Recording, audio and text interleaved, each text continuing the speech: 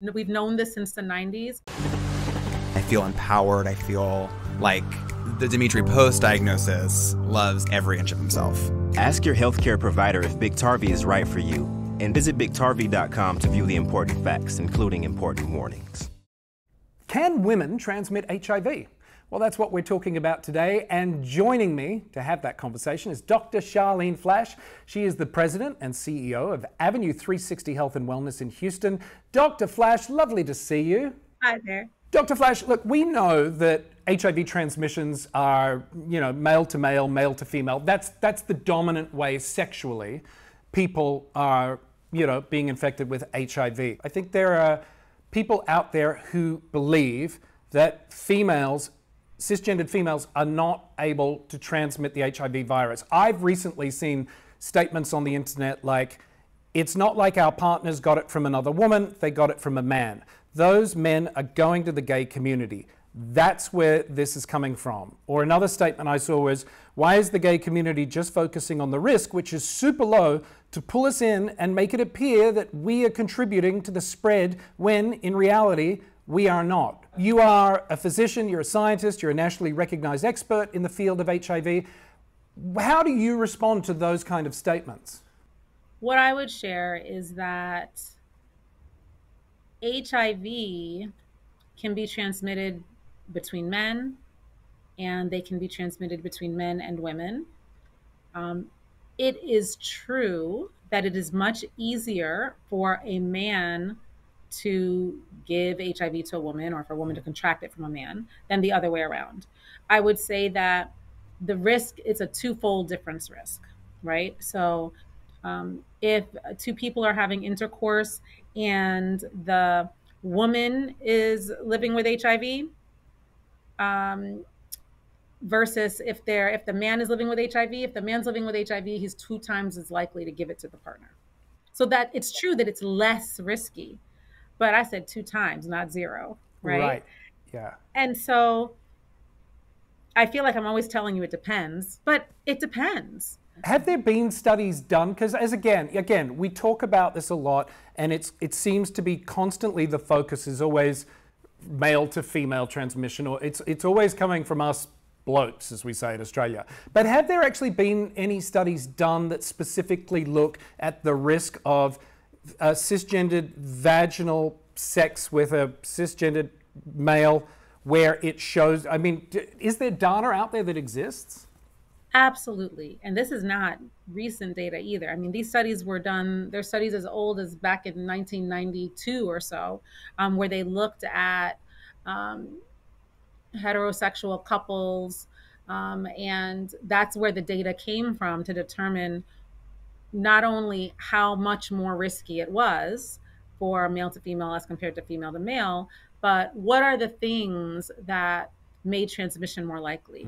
So for example, if the person living with HIV has advanced AIDS, for example, then transmission was much more likely. If the woman was on her menstrual cycle, that made transmission much more likely. If they were inconsistent in their condom use, that made transmission more likely. So this is not new news. We've known this since the 90s. I think sometimes with all of the new data, people forget. Yeah, but bottom line is, even though the risk is extremely low, it is possible, is what you're saying. Absolutely. So what are some of the factors, and we touched on this a little bit, but what are some of the factors that can contribute to a cisgendered female transmitting the virus to a sexual partner? Okay. So first, she has to have detectable viral load, right? So if she is not taking her medication, or not taking her medication reliably, or not on medication, or her medication not working for her, that's going to create an increased risk, because a higher viral load is going to be easier to transmit. If she has advanced AIDS, that's also going to make it easier to transmit. If she has a sexually transmitted infection, or he has a sexually transmitted infection, especially one of the ulcerative, so translation, so things that give you a lesion. Like, I feel like I'm on Jeopardy. What are things that give you a lesion? So that would be herpes or syphilis with a chancre, or even gonorrhea because there's some inflammation there. So those are things that will make it easier for her to transmit. Also, um, of course, if they're not using condoms, right? Because if you're using condoms, then, condoms offer really robust protection. We talk Yeah. about PrEP, we talk about all this other stuff, but condoms work. Well, I've seen some studies and some headlines recently in the press talking about male circumcision, uncircumcision. If you're a cisgendered female who's living with HIV and not undetectable, and you are engaging in condomless sex with your negative male partner who is uncircumcised, does that also present more of a risk? If the man is circumcised, his risk goes down 60%. Wow. 60. So circumcision really changes the risk. Now, I'm not saying that every uncircumcised man has to run out immediately and go find a urologist or Thank you. someone, right? That's very comforting to me, Dr. Flash, without oversharing with our audience. Exactly. We should also remind people out there that, sexual intercourse is just one of the ways that HIV is transmitted, right? But there are others. There are also men who were born with HIV or who contracted it via blood transfusion back in the day before we had all those tests, who may not be undetectable when you're engaging with them. So it's not just men who are having sex with men who are thus causing women to become HIV positive. Blame is hardly useful, right?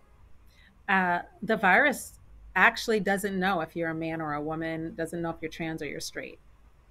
Okay, so humans that have HIV ideally should work with their clinician to get their virus undetectable. Male, female, trans, straight, whoever you are, let's get this thing under control for your own health, but also to decrease transmission.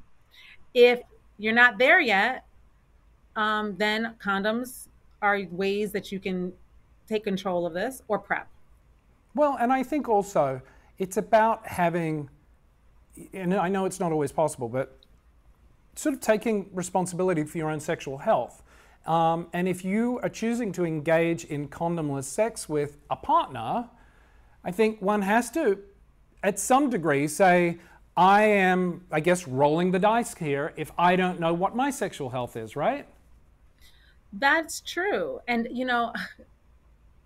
conversation and communication, did you know that it's actually like an STD prevention device? Yeah. You're about to do the most intimate thing on earth, right? Let's have a conversation. Yeah.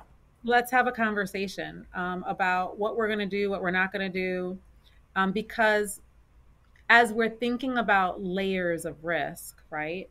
There's also, am I going to have anal sex this time? Am I going to use a condom this time?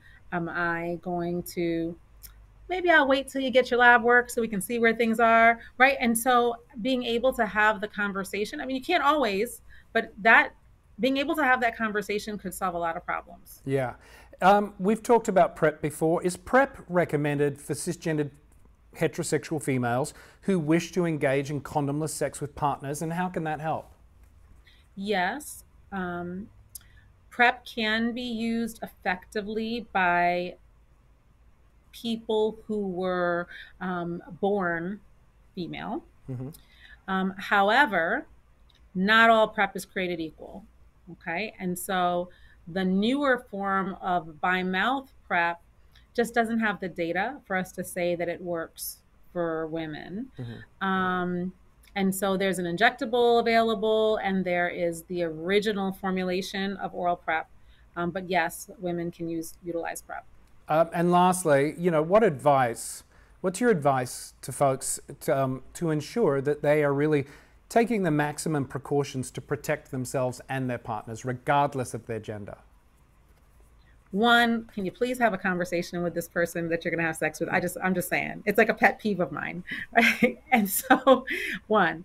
Two, take care of yourself, whether it's knowing your status and getting an HIV test, whether it's getting tested for other STDs and making sure that you get treatment, like get that result and get treated as soon as possible, whether it's if you have HIV and you're living with HIV, making sure that you're engaging in care and that the medication is being tolerated well and your viral load is undetectable.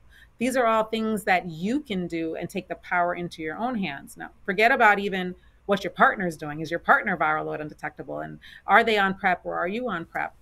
These are all things that you can do and take the power into your own hands. Dr. Flash, this has been really insightful. Thank you, as always, for joining us. Thanks for making the time to chat with me today. Absolutely, anytime. That is going to do it for this episode of Plus Talk. If you want more information, check out our website, pluslifemedia.com. And remember, you can like, follow, share across our social platforms. We are at Plus Life Media. Until next time, be nice to one another. And remember, just have that conversation with your partner. It's not that difficult. See ya.